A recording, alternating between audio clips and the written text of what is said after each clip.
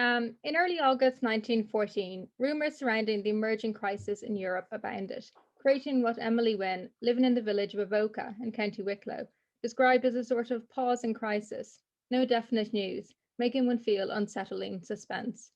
Letitia Overend noted in her diary on 4th of August 1914, almost as an afterthought, that England had declared war on Germany. Although she did not yet know it, her life, together with many other Irish women, had been irrevocably changed. Within a few weeks of the outbreak of the war, Letitia had joined the St. John Ambulance Association in Dublin, eventually reaching the position of commandant of her detachment. She was later heavily preoccupied with the Irish War Hospital supply depot. As an upper-class, unmarried woman, the war offered her an opportunity to move beyond her cloistered pre-war environment, to develop a more important role in her community. Like many others, she and Emily Wynne recorded in their diaries their confusion and their bewilderment at the rapid pace of change in autumn 1914, but they could have a little concept of the toll the war would take and how much would have changed by the time peace was restored 4 years later. The Irish poet and novelist Catherine Tynan also kept a journal from autumn 1914, consciously recording the momentous events happening around her.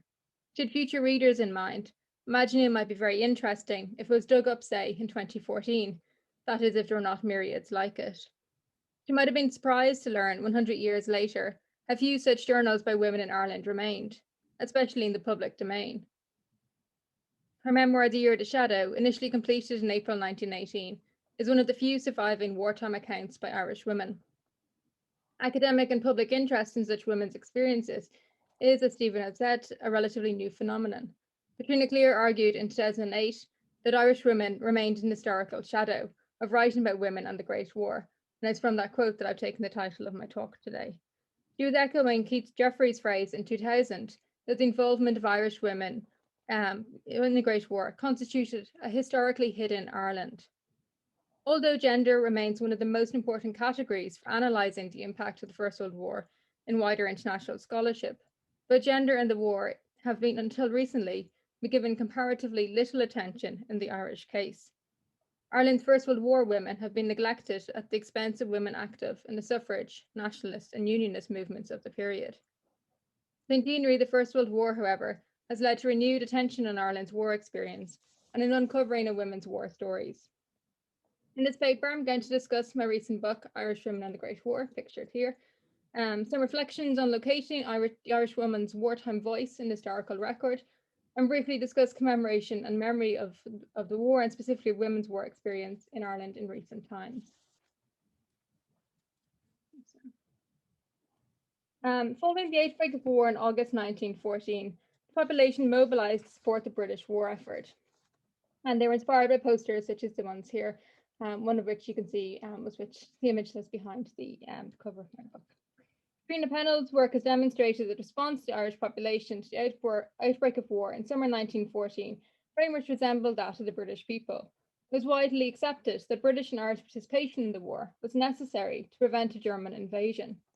The Lady of the House, a Dublin women's magazine, asserts that Irish people were asked to put aside their grudges, to forget old wrongs, and to give the blood we love in order to help a neighbour who trusted us. An estimated 206,000 Irishmen voluntarily served in the British Army during the war, including Patrick and Toby Hinkson, the two sons of Catherine Tynan. In a parallel service, thousands of Irish women became involved in activities to support the war effort.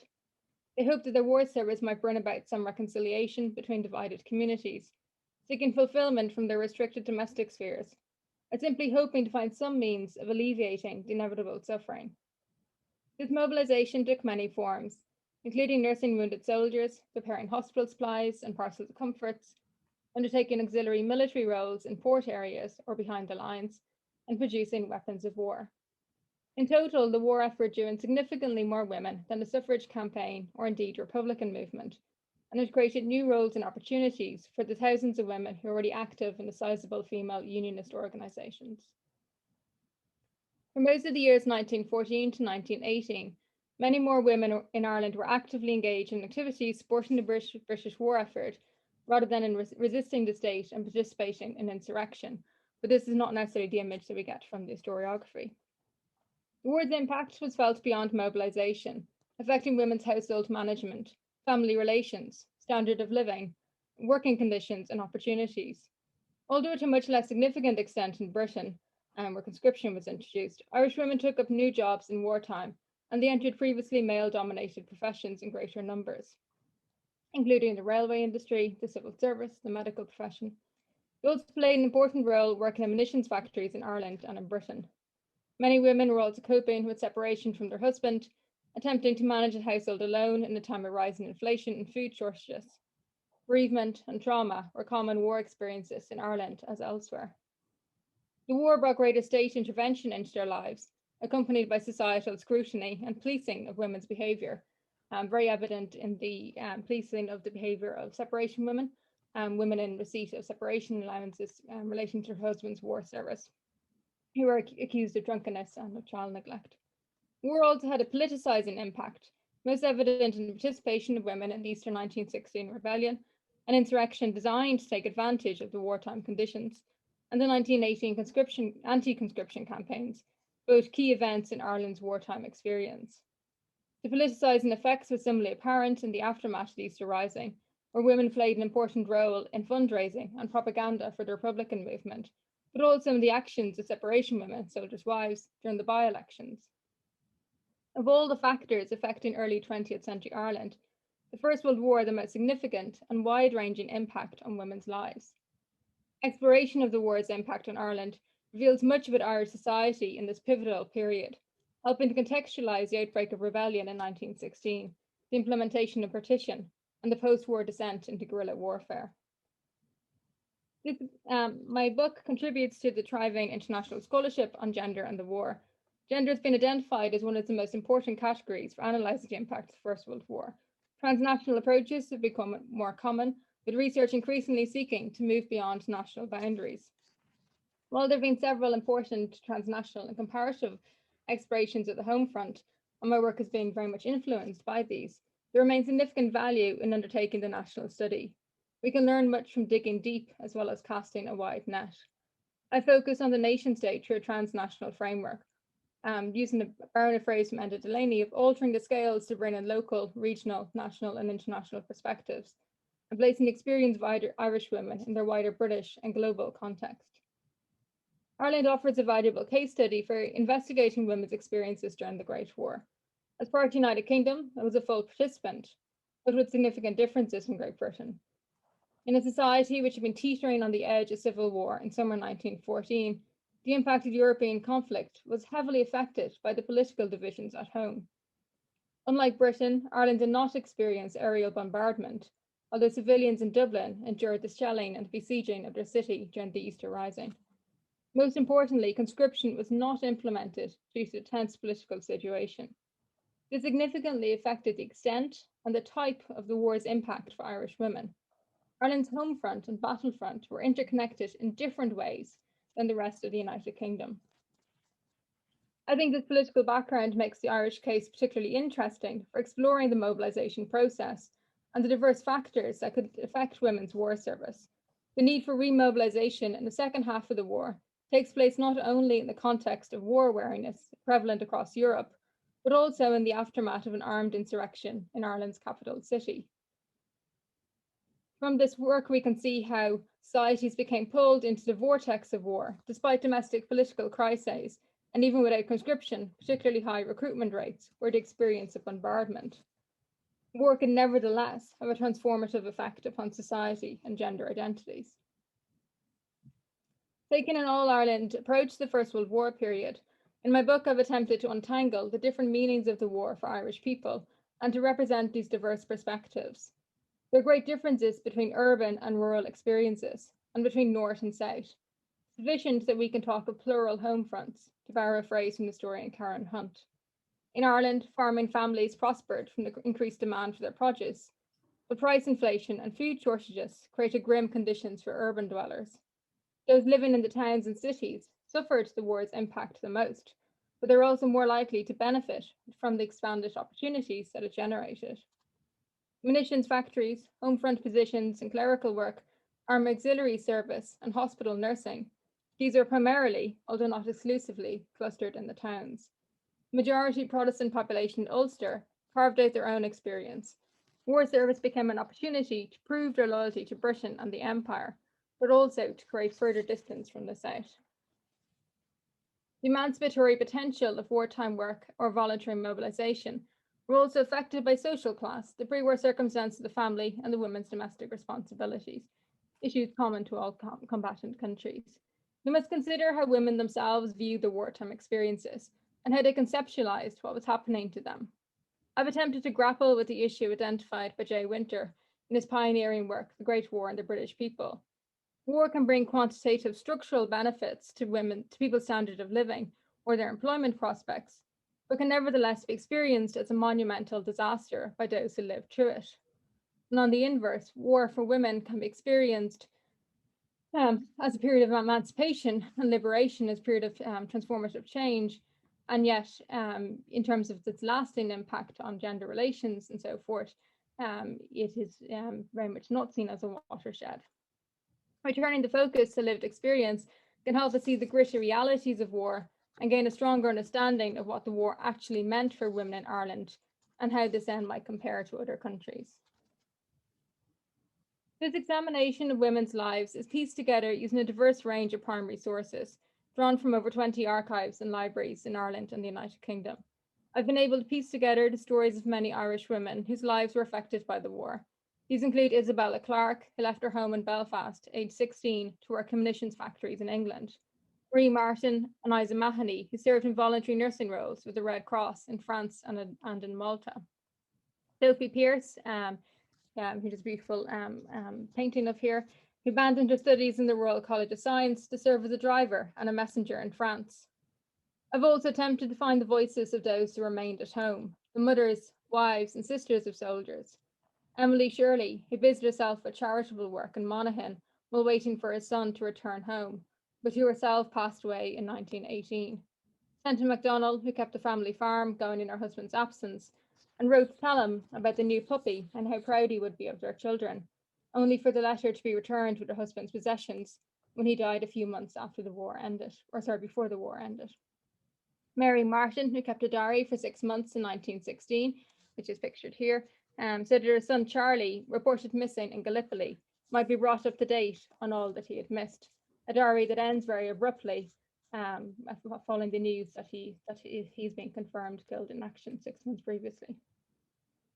It is true, however, that there are many fewer surviving accounts of women's experience of the Great War, and so the history of Ireland's Great War in both public history portrayals and academic scholarship focuses almost exclusively on the figure of the male combatant.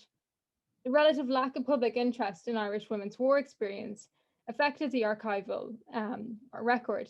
In comparison to Britain, items relating to the war were less likely to be valued or donated to public bodies in Ireland. Consequently, there were fewer surviving what we might term ego documents, such as diaries, letters, and memoirs, especially of domestic and social life on the home front.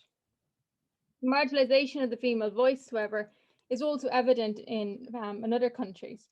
In her work on British and French women veterans, Alison Fell notes that post-war memories and cultural representations of war have prioritised a narrative with the male combatant in the central role. The British historian Lucy Noakes has rightly observed that first-hand accounts of grief or coping with the wartime realities of family, work, and shortages of food and fuel are less likely to be memorialised than those of the male combatants. When women write or speak about the experiences, their voices often sound less confident and quieter than men's, in the words of Noakes. The few surviving accounts of Irish women's memories of the wartime experience typically fit two broad categories: those that recall the war in positive heroic terms, or others which focus on the loss and grief it created. Although the growing disenchantment with the war effort and increasing polarisation of Irish society in the second half of the war affected women's mobilisations, for the most part, their articulation of their experience closely resembles that of British women. In common with women in other combatant countries, Irish women experienced the war as change and transformation. Penny Summerfield's work on Britain has attempted to examine the gap between historical evidence that gender relations were not permanently changed by the war and the emphasis in personal accounts of the emancipatory potential emancipatory impact of war work and the significance of its participation for individual lives. Those who emphasise the heroic narrative of contribution to the nation in its time of peril, drew on popular culture such as film, but faltered somewhat in describing women's immediate post-war lives when there were no available public discourses in which to place their experiences. Lucy Noakes has observed that women who remember the war as a period of personal growth and freedom emphasise their wartime work and use language similar to that found in wartime propaganda. This is evident, for example, in the British Red Cross service record completed by Isabella Cleland from County Antrim after the war ended. She writes, "I was well pleased with the privilege of doing a little bit." Another Ulster woman noted in a Red Cross record, "I first went when I could and did all I could." Both these women were Ulster Protestants, for whom war service was conceptualised as an expression of unionist identity and loyalty to the British Empire. Cleland, for example, had signed the Women's Declaration, protesting against the imposition of Home Rule in 1912. The war service took place within their communities, creating an associational environment which affirmed their mobilisation. Ulster Catholics also participated in war work, however, albeit in smaller numbers. The only account by an Irish woman among the Imperial War Museum oral history testimonies of war workers is that of Isabella Clark, born Isabella McGee, a Catholic from Belfast. Clark migrated to England and worked in Whiteland munitions factories in Morecambe, Lancashire. Munitions work was one of the most significant features of women's wartime employment. It was well paid compared to domestic service and other traditional female areas. 5 national shell factories were established in Ireland, employing over 2,000 people. Private firms also gained contracts for munitions from the War Office, with over £24 million worth of army contracts awarded to Irish firms. Most of these contracts went to Belfast, where thousands of women found work producing bombs, grenades, and shells for the British Army. There were, however, much greater opportunities and higher wages available in the British munitions industry. Significant numbers of Irish men and women travelled to Britain to seek out such work. Clark was aged 16 when she left Belfast after signing up for munitions work in England through the Labour Exchange. She later emphasised the economic motivation of the higher wages and the need to find some means of supporting her family. Interviewed in 1976, she recalled the harsh effects of the war on her health. In common with many other munitions workers, she suffered ill effects from working with TNT, which damaged the liver, causing toxic jaundice, evident in the yellow skin of such workers. However, when asked whether she had enjoyed her war work, Clark was emphatically positive about it. "Yes, every minute of it. It was a very happy time. Everybody was very happy to help you." Clark's positive experience with fellow workers was not shared by all Irish girls in English munitions factories, however. In an incident recorded in the diary of Gabriella West, a supervisor at Hereford factory, a group of Irish women were sent home from the factory in August 1917, following a fight among workers allegedly sparked by the Irish girls singing Republican songs. West's account is mentioned in several British histories of women wartime workers, and it is often the only reference to Irish munitions workers, which gives the impression that the conflict between Irish and British workers was the norm. Instances of deliberate antagonism by Irish workers, such as that described in West's account, were in fact rare, and Clark's experience was likely more representative of the majority of Irish migrants who assimilated into the British workforce. Reminiscences of the war experience as a pleasant period in their lives are common in the oral history testimonies of women munitions workers. They focus on the camaraderie of the work and a sense of purpose and fulfillment gained from it, which is perhaps something that was absent from the remainder of their working lives. Clark's interview was recorded 60 years after the war, and so nostalgia and the intervening years likely coloured her reflections. Summerfield argues that such local and personal accounts are influenced by the broader societal narratives, the conceptual and definitional effects of powerful public representations. Deborah Tom has also cautioned that the interviews of munitions workers in the Imperial War Museum were derived from a presupposition of the significance of their wartime experience to their later lives. Clark's interview nevertheless gives an insight into the experience of Irish women workers in Britain, and her positive recollections offer corrective to the trope of the unruly Irish worker whose politics prevented assimilation. Similar emphasis on personal fulfillment can be found in Emma Duffin's reflection on her experience of wartime nursing, also completed towards the end of her life. Duffin, an upper-class Belfast woman, served in France with the St. John Ambulance Association. In her unpublished 1967 memoir, she wrote that it had been a hard life, but a great experience, never to be regretted. We had seen great suffering, but greater courage. We learned to take responsibility and to act on our own when required. We learned the value of comradeship, and the class could be ignored. An orderly could be a friend as well as an officer. A patient could be a brother. To me, some of those men are more dear than those I met perhaps a year or so ago. I can never forget them, and many I know will remember me. I'm indeed their sister in both senses. Now, it's interesting to contrast these reflections in 1967 with her own letters home to her mother and to her sisters during the war, where she and her sisters both comment on the class of the fellow women that they work serving with, whether the Red Cross women are quite ladies, whether the St. John Ambulance women are of the same class as them, and you know, there's clear certainly sense of uneasiness about mixing with people from diverse class profiles. But of course, when she's reflecting on this decades later, you know, she remembers it all in more positive terms. Emma Duffin had outlined her motives for enlisting to serve with the St. John Ambulance Association in a letter to her mother in May 1915, which is quite a useful sort of insight into motivations for a war service. I think it is the right thing. I'm glad for I think it is the right thing to do. You'll feel that you're being of some use, and it makes me independent till the end of the war anyway. And I dare say I'll get to like the work. Everyone seems to. It will certainly be interesting. Similarly to Cleland, Duffin was from an Ulster Protestant family, and through a sense of the right thing to do, was likely influenced by the focus on war service among our community. Her brother was an officer in the British Army, and her sisters all participated in the war effort in some form or another. Duffin's account also makes clear her desire for independence and personal fulfillment. These were all important factors, particularly in sustaining relief work beyond the first few months of the war. Wartime nurses enjoyed a sense of pride in their handling of their duty, the companionship of working with others, and a feeling that their lives had meaning and purpose. This is evident in the case of Marie Martin, a Catholic woman from Dublin who served overseas with the British Red Cross. Her letters from France and Malta to her mother revealed a sense of self-worth she gained from receiving praise from the matron, an enjoyment she found in being able to dispense medical advice to her relatives.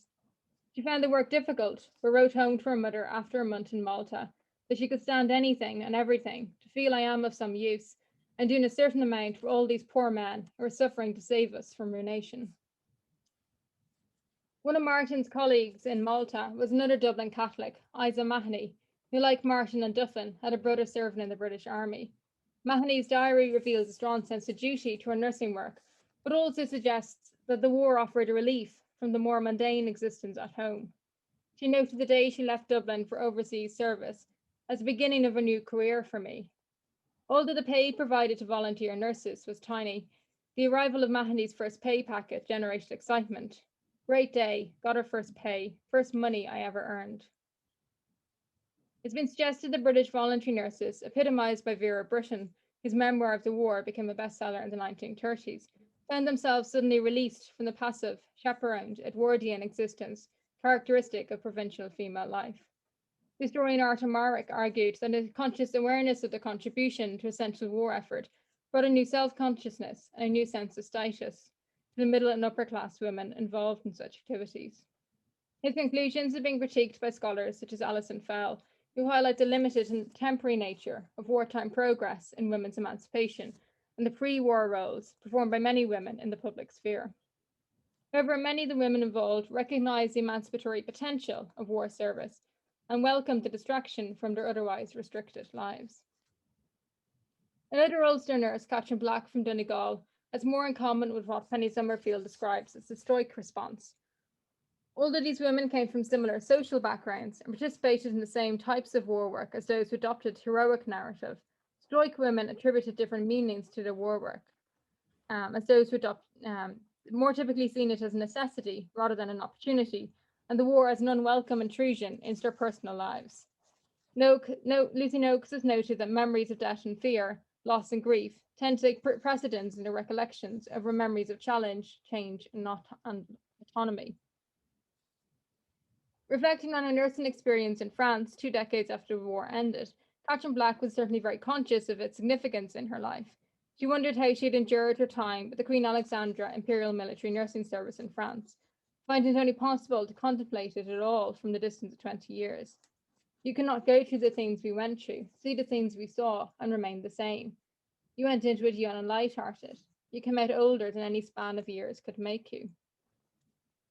But at the time, you did not reflect on it much or on anything else. You did not dare to. Gretchen Black, so she's from Donegal, and she's a trained nurse before the war, and then decides to serve with the Queen Alexandra Military Nursing Service, serving in France for much of the war.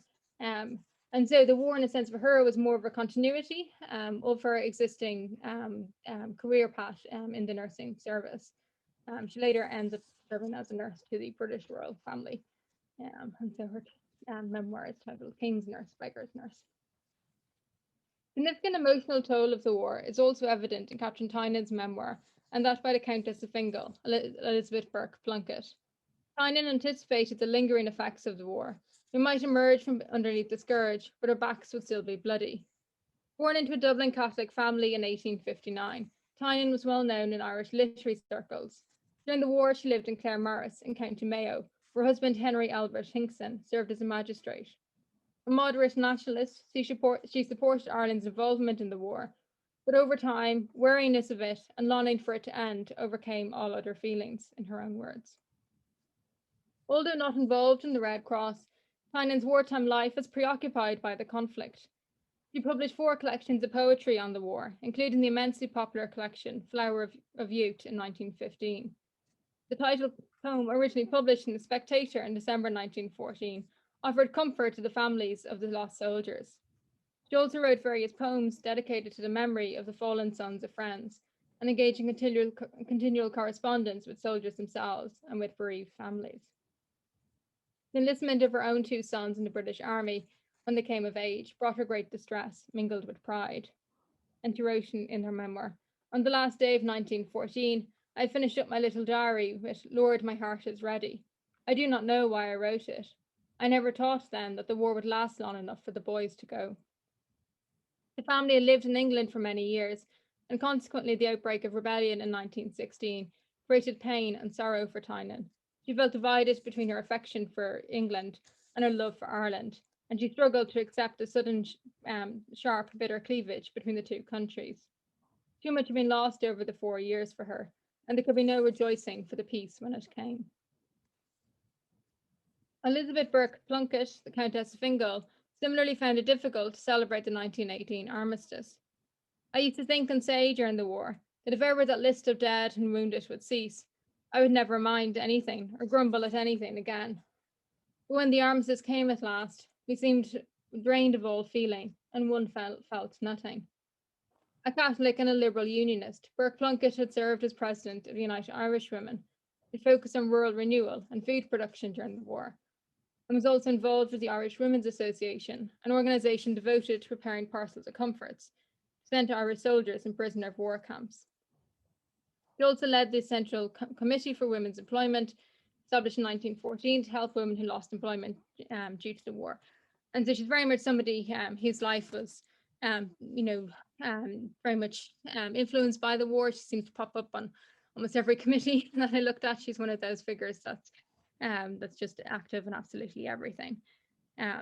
She was the wife of Arthur Plunkett, the 11th Earl of Fingal, who was a state steward to the administration at Dublin Castle. And she's a member of the landed gentry, a class that had suffered disproportionate losses in the war. She described in her memoir how the world we had known had vanished. We hunted again, but ghosts rode with us. We sat at table, but there were absent faces. Of the 109 Irish peers who served in the war, 29 were killed or died of wounds sustained in active service. The isolated, self-contained nature of the aristocracy meant that each casualty was taken personally by the whole community. In total, approximately 35,000 Irish men died in active service with the British military during the First World War. And the photograph here is of a graveyard full of Irishmen in Gallipoli, which I visited in 2015. Many of the bereaved struggled in the aftermath, especially in Ireland, where Republican politics took centre stage and war service itself became maligned. The success of Sinn Féin, the Republican Party, in the December 1918 election indicated the extent of the political transformation in Ireland over the course of the war. Over the next 2 years, the Irish Republican Army, the IRA, and the British military forces were engaged in continual fighting and offered brutal reprisals against the wider community. Over 3,500 people were killed in the War of Independence and the Civil War that followed the Anglo-Irish Treaty in 1922. British military veterans and others considered loyal to the British government were targeted for violence and intimidation, resulting in many choosing to leave Ireland.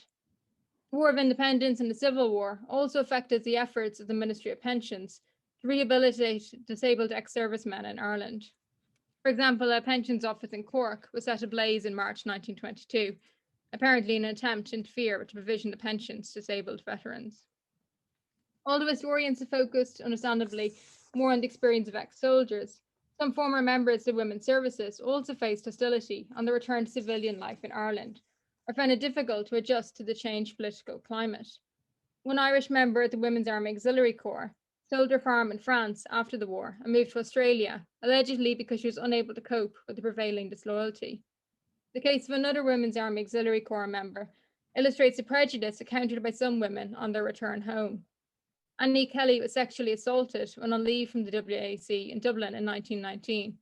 Her assailant justified his actions with the belief that she had a bad character, as he believed that no decent Irish girl would be in the army. When the case came to court, the defendant's solicitor allegedly attempted to cast doubt on Kelly's testimony by pointing out that she was only a WAC and consequently her word could not be relied upon. Kelly sought help from the Women's Army Auxiliary Corps, then at that stage known as Queen Mary Army Auxiliary Corps, on how to obtain protection from these people whose wrath I've incurred by serving my king and country. While such incidents of sexual violence and erroneous assumptions about the morality of WAC members was not unique to Ireland, Annie Kelly's case had particular political connotations. Kelly evidently believed, whether it's true or not, that a war service had engendered hostility towards her by those opposed to her ideals of king and country. Women veterans were also physically or mentally affected by their war service. Experience of bombardment close to their front lines, infections contracted overseas, the mental and physical legacies of years of overwork and traumatic conditions in hospitals, these all left their toll on Irish women. Many more women struggled with the burden of being thrust into the role of caregivers or breadwinners for their husbands who'd been mentally or physically incapacitated by the war. And even without the additional strain of disability, couples who reunited after the war's end often struggled to become accustomed to each other's presence after years of absence. The men returned to a domestic world that had functioned in their absence, and the wives who perhaps resented having to submit once more to patriarchal authority. Historian Martha Hanna has observed that for some couples, the dreams of marital harmony that sustained them through the war years dissipated in the stark reality of everyday life. The high post-war unemployment in Ireland further affected the attempts to re-establish pre-war dynamics. Historian Catherine Switzer evokes the experience of Belfast veterans in the years following demobilisation. They now had no work and often no decent clothes to wear. They recalled horrible experiences. They seemed never to have left the war.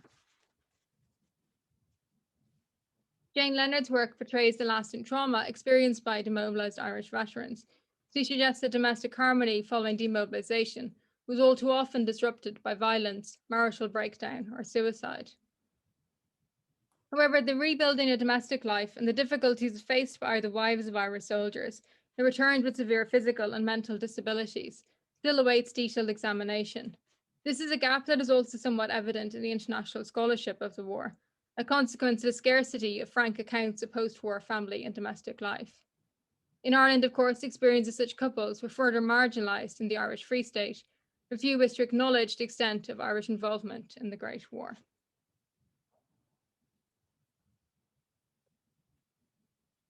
I'm now going to talk a little bit about commemoration and memory of the war in the post-war period. In an influential article in 1967, F.X. Martin identified a national amnesia surrounding Ireland's participation in the Great War and noted disproportionate historiographic and public attention paid to the Easter Rising. 20 years later, the historian Dave Fitzpatrick noted the continuing gap in scholarship and observed that references to the war in Irish historiography tended to treat it as an external political factor of little importance in the lives of ordinary people, which I hope to have demonstrated was not the case in this paper. In 2018, Fitzpatrick altered Martin's phrase to historical aphasia, arguing that the problem was not forgetting the past, but an inability to speak or to write of the war. The participation of Irish men in the British Armed Forces, occurring in parallel to the 1916 Rising and the growing Republican movement, represented unwelcome contradictions and complexities in the history of the founding of the Free State and the subsequent Republic. However, Ireland's relationship to the First World War is complex, and this narrative of national amnesia or aphasia risks being overstated. Armistice Day was marked throughout Ireland between 1919 and 1931, with Mass for the war dead said in Catholic churches in Dublin, for example. Thousands of Irish veterans took part in a parade in the Phoenix Park in 1929, which was attended by representatives of the Free State government. That same year, however, the President of the Executive Council, W.T. Cosgrave, reminded a Unionist senator that there remained a certain hostility to any form of war memorial. Nonetheless, in 1930, Cosgrave supported the proposal for a war memorial at Island Bridge on the edge of Dublin City. It received financial support from the Fianna Fáil government in the 1930s, and the official opening was planned for 1939. However, the outbreak of war and the threat of conscription in Northern Ireland led to its postponement and eventual abandonment. In the context of the Second World War, Irish participation in the Great War was recast as a great mistake, a profound betrayal, and gradually allowed to disappear from the narrative of the history of the state. Irish Republican paramilitary attacks in the 1950s, combined with lack of government financing for its upkeep and care, resulted in a memorial at Island Bridge falling into a state of dilapidation. Restored in the late 1980s, the War Memorial Gardens were finally opened in 1988, and now they are rather beautiful, and this is what they look like today. But for many decades, they were in a state of grim disrepair. Despite the hostility among much of the public towards the Great War, reminders of Irish men's military service were nonetheless visible around the country in the form of the village and church memorials to those who served in the war. Although much fewer in number and typically less prominently placed than those in Great Britain, they nonetheless exerted a physical presence and a reminder of a history that cannot be entirely ignored. Many churches, especially Anglican churches, in their entrance have a Celtic cross with listings of those who died in the war. Roads of honour, can be seen around the city of Dublin, especially in relation to services meant from particular businesses, for example. Women's war experience, however, left fewer tangible traces and has more easily disappeared from the historical narrative. This is not unique to Ireland. In all former combatant countries, First World War memorials provide a male-dominated vision of gender roles that either excludes or offers a highly restricted interpretation of women's contributions and experiences during the war. And I'm drawn on the work of Alison Fell here. In his work of commemorative practice in France, David Sherman argues that the role of commemoration was to reinscribe gender roles, which had been disrupted by the war. So a process involving the placing of men and women into a set of restrictive allegorical roles derived from pre-war gender norms. Men were active, heroic, resourceful. Women were grieving, suffering, emotional. Katrin Switzer's examination of First World War memorials in Northern Ireland has shown that some of these tendencies appear in Irish cases. Her work has revealed that women appear in sculpture solely as allegories intended to represent peace or victory. And you can see one example of this on the right, which is from Armagh, and is a very much, woman as an allegorical representation of victory. The most realistic representation is the war memorial in Coleraine, which you can see here as well. That's not a great photograph, which depicts a shawled woman placing a wreath in remembrance. So you can see that we have the plenteer of the soldier on the top, and at the bottom of it, it's difficult seeing this photograph, but the figure is that of a woman dressed in sort of traditional Irish dress, and she's placing this wreath on the memorial. Women's wartime role as nurses or in the auxiliary services are typically absent from such memorials. The primary commemorative function was as the bereaved mothers and the wives of soldiers, representing the loss generated by the sacrifice of the heroic men in battle. However, sometimes more dynamic roles are visible. Looking beyond the national or state memorials, it's possible to find commemorative discourse which places women within the community of active citizens who served. In the 1920s, some villages and local communities raised funds to erect war memorials and rolls of honour that marked the contribution of the entire community to the war effort, rather than only the sacrifice of the dead, thus providing a space to commemorate those who served and survived, as well as those who died. Catherine Switzer has noted the difficulties that local committees had in compiling the names for such memorials and the vexed decisions that they had to make concerning the inclusion and the exclusion of names. Gender was just one of the many contentious issues to be considered, alongside connection to the local area, date of death, length and type of service. These memorials did occasionally include the names of local women who'd been on active service, providing some recognition of their contribution. Nurses were most likely to be included, rather than members of the Women's Auxiliary Military Services, such as the Queen Mary Armor Auxiliary Corps, the Women's Legion, or the Women's Royal Naval Service. The plaques here include a memorial in St. Anne's Church to 18 Irish women who died in active service with the Queen Alexandra Imperial Military Nursing Service. So you can see this here. This is in St. Anne's Cathedral in Belfast, but it doesn't, these women are from all over Ireland and not just from Belfast or from Northern Ireland. They're all women who died on active service, many from illness contracted overseas.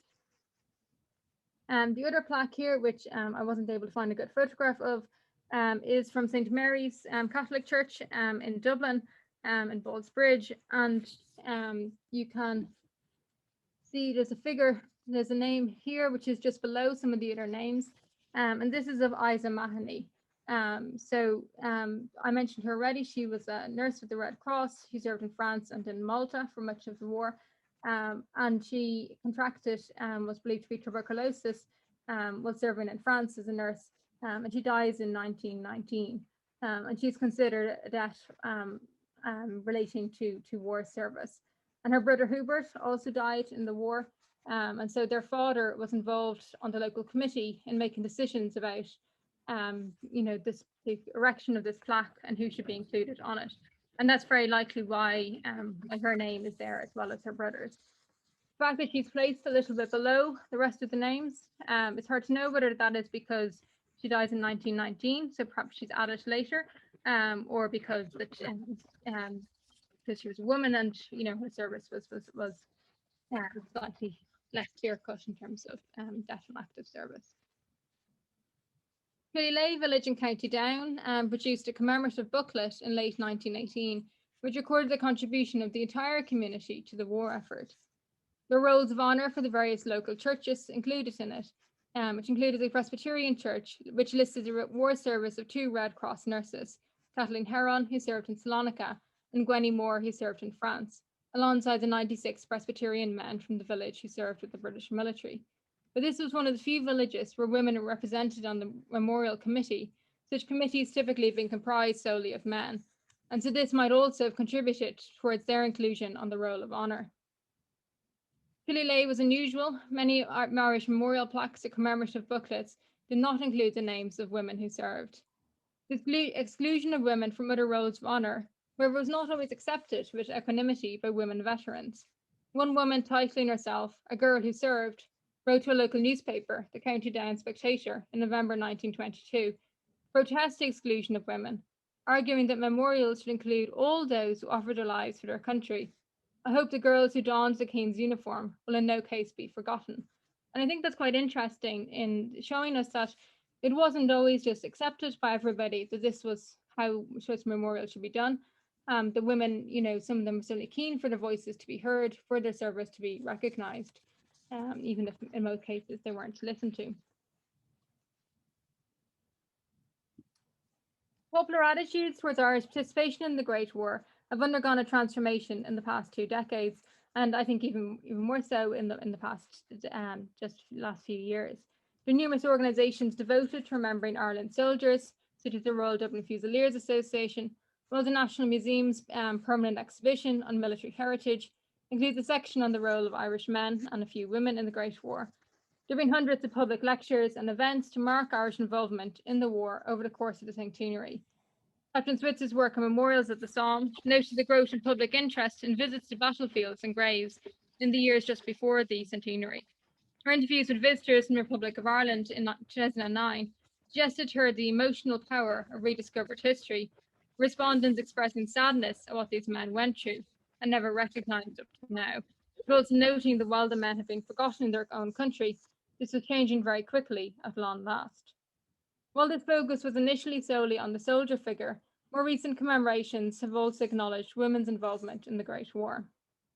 In a speech to mark the centenary of the ending of the war on 11th November 2018, President of Ireland, Michael D. Higgins, pictured here, reflected on the transformation of public understanding and how reticence to confront the reality of the war have been replaced by a better appreciation of the experience of the war, not only for those in uniform, but also for civilians. The deliberate inclusion of civilians reflected a broader recognition that military service was not the only First World War experience. One of the key features of the centenary commemorations has been the effort to develop a greater understanding of the impact of total war in an Irish case. Recent international scholarship has demonstrated the separation between home and the battlefield is more permeable than previously thought, with emphasis increasingly placed on the interaction between soldiers and civilians and the hardship that civilians experience on the home front. And this is very much beginning to trickle down into Irish historiography as well. When I began working on Irish women and the Great War, exactly 10 years ago, I was constantly warned that there was not enough material, that women in Ireland did not experience the Great War to any significant extent. This thankfully proved to be incorrect, and it became clear that the war ought to be considered one of the defining events in the history of women in 20th century Ireland. By the centenary of the armistice in 2018, it was widely accepted that any discussion of the war's impact and its legacies would include women, indicating a rapid transformation in attitudes and understanding. Una Frawley has noted that what is remembered or forgotten does not remain constant, and nor does the amount of remembrance or forgetting. This is relevant for Ireland's First World War history, which is evidently more complex than the narrative of national amnesia might suggest. While the state has had a conflicted relationship to this history, commemoration of the war has persisted in some form or another over the past century. It's worth reflecting, however, on which voices and experiences have been marginalised and whose have been emphasised. Ireland's war was not a solely military affair, with the war having a profound and transformative impact on women on the home front. The gendered nature of war commemoration and memorialisation from the outset, however, has obscured this history and emphasises the combatant narrative. Women's voices are more difficult to locate, and the few recorded memories are often situated within heroic narratives centred on the emancipatory impact of the war, rather than the more mundane, but perhaps more common, everyday experiences of disruption, hardship, and loss. The surge of research and public interest prompted by the centenary of the war, however, has led to a more nuanced focus on the experiences of ordinary people and on non-combatants, including women. My book attempts to tell the stories of these women, and by doing so, to offer a new perspective on the history of Ireland in the 20th century. And you can see the book and its table of contents there in case you want a greater sense of what's in it. Thank you very much.